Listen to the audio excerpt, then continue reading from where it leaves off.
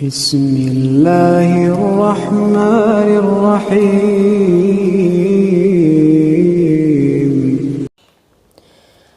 السلام علیکم ورحمۃ اللہ وبرکاتہ۔ وَقُلْنَا يَا آدَمُ اسْكُنْ أَنْتَ وَزَوْجُكَ الْجَنَّةَ۔ وَقُلْنَا اور کہا ہم نے اے آدم علیہ السلام، اسکن رہیے، انتا تو و زوجو کا اور تیری بیوی، وا اور زوجو بیوی کا تیری اور تیری بیوی جنت میں، وَكُلَا مِنْهَا اور کھائیے آپ دونوں، کلا تسنیہ کا صیغہ ہے، اور کھائیے آپ دونوں، منہا اس جنت سے، راغدن کھلم کھلا، حیث شئتما جہاں سے آپ دونوں کا دل چاہے، یعنی پوری کی پوری جنت پہ ان کو تصرف دے دیا، جہاں پہ چاہے جائیے، جہاں پہ چاہے رہیے، جہاں سے چاہے کھائیے۔ لیکن آزمانا بھی تو تھا، اللہ نے آزمائش دینی تھی کہ اللہ دیکھنا چاہتا تھا کہ انسان جو ہے، جو میں نے نئی زمین کا حکمران بنایا ہے، وہ اپنے خواہشات نفس جو ہے اس پر کتنا کنٹرول کر سکتا ہے۔ کیا اس کا جو جس چیز سے منع کیا گیا ہے اسے رکتا ہے کہ نہیں رکتا؟ کیا شیطان، سوال بچیاں یہ بھی اٹھاتی ہیں کہ شیطان کیسے جنت کے دروازے تک چلا گیا؟ تو وہ جب اللہ تعالیٰ نے آزمائش کرنی ہے تو پھر شیطان کو بھی یہ تصرف دے دیا کہ وہ جنت کے دروازے پہ پہنچ گیا اور بہکا دیا، دل میں وسوسہ ڈال دیا۔ تو یہ اللہ تعالیٰ ہی نے شیطان کو یہ تصرف دیا ہے۔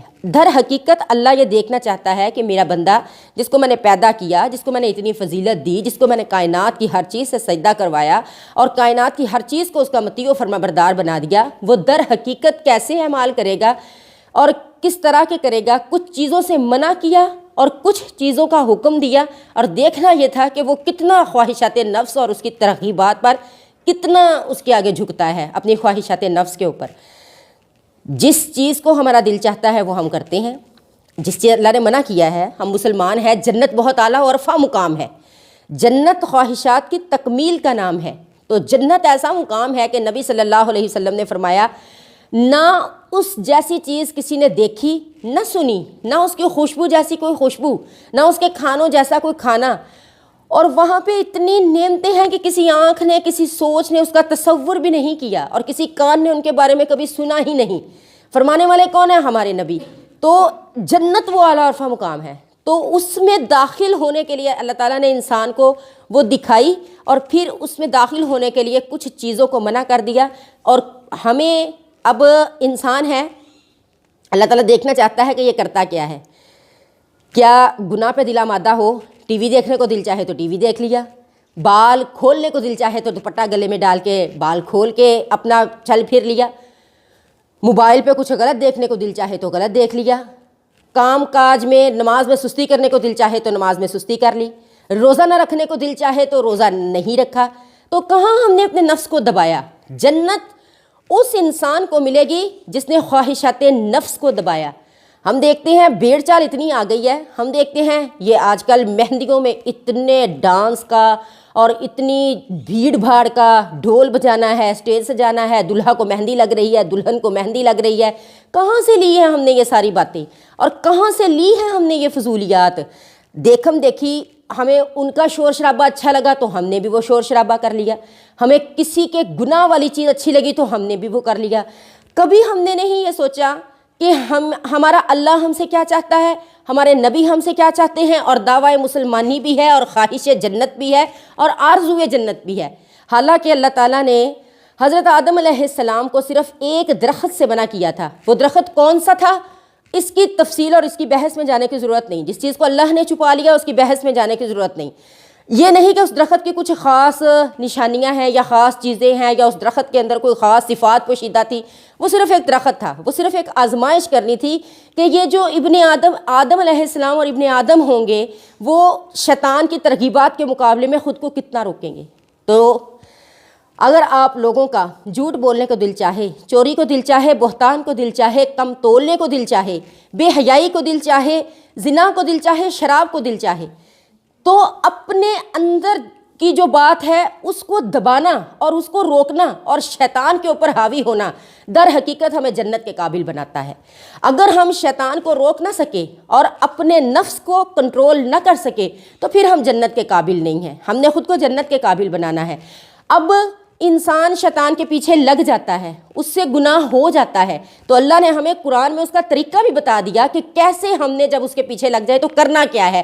ہمیں ہمارے والد حضرت آدم علیہ السلام کا واقعہ بتا کے اللہ تعالیٰ نے ہمیں وہ طریقہ بتایا۔ کیا اللہ تعالیٰ نے فرمایا کہ وَکُلَا اور کھائیے آپ دونوں منہا اس جنت میں سے حیث شئتما جہاں سے آپ دونوں چاہنا، لیکن ولا تقربا اور نہ قریب جانا آپ دونوں ہذہ الشجرۃ اس درخت کے، فتکونا پس آپ دونوں ہو جائیں گے، یہ مسلسل تثنیہ کے صیغے آ رہے ہیں، فتکونا پس آپ دونوں ہو جائیں گے من الظالمین ظالموں میں سے۔ ظالم اس انسان کو کہتے ہیں جو حق تلفی کرتا ہے۔ اللہ تعالیٰ نے قرآن پاک میں جا بجا انسانوں کے بارے میں فرمایا کہ میں تمہارے اوپر ظلم نہیں کرتا بلکہ تم خود اپنے نفسوں پہ ظلم کرتے ہو۔ اپنے نفسوں پہ ظلم کرنے کا مراد یہ کہ جب ہم مالک کی دی ہوئی چیزوں کی نافرمانی کرتے ہیں اور اپنے اعضاء کو نافرمانی کی طرف لگاتے ہیں تو پھر ہم اپنے اعضاء کی حق تلفی کرتے ہیں، ان کے اوپر ظلم کرتے ہیں۔ تو اللہ تعالیٰ نے تو ہمیں بتا دیا کہ ان کاموں کو نہیں کرنا، اگر کرو گے تو خود پہ ظلم کرو گے، تو ہم وہ کام کر کے خود ظلم کرتے ہیں، تو اس لیے ہم ظالم بن جاتے ہیں۔ اب شیطان نے وسوسہ ڈالا، انہوں نے جنت کا وہ پھل کھا لیا، ان کا جنتی لباس اتر گیا، تو نعمتوں والی جنت جو تھی وہ اس سے محروم ہونا ہی چاہتے تھے کہ حضرت آدم علیہ السلام کو جو ہے وہ انتہائی شرمندگی اور پشیمانی آ گئی۔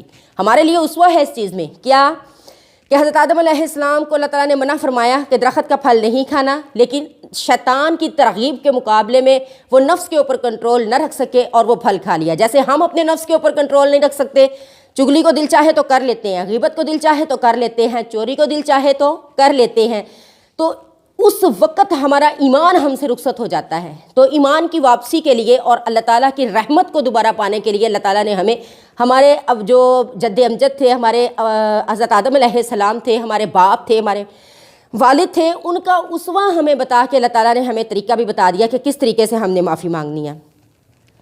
اب وہ انتہائی پشیمان ہوئے۔ کب پشیمان ہوئے؟ جب فَأَزَلَّهُمَا پس بٹکا دیا ان دونوں کو شیطان نے، انہا اس بات سے، فَأَخْرَجَهُمَا پس نکلوا دیا ان دونوں کو، مما اس جنت سے، کانا فیہ جس میں وہ رہتے تھے، یعنی بٹکایا اور نکلوایا، قریب تھا نکلوا دیتا ان کو اس جنت سے بنا توبہ کے اور بنا معافی کے، لیکن ان کو انتہائی جو تھا وہ پشیمانی آئی ان کو بہت زیادہ، حضرت آدم علیہ السلام کو۔ تو جب پشیمانی آئی، انہوں نے کس طریقے سے اللہ سے معافی مانگی اور اللہ تعالیٰ نے ان کو معاف کر دیا، یہ میں آپ کو اگلی آیات میں بتاؤں گی۔ السلام علیکم ورحمۃ اللہ وبرکاتہ۔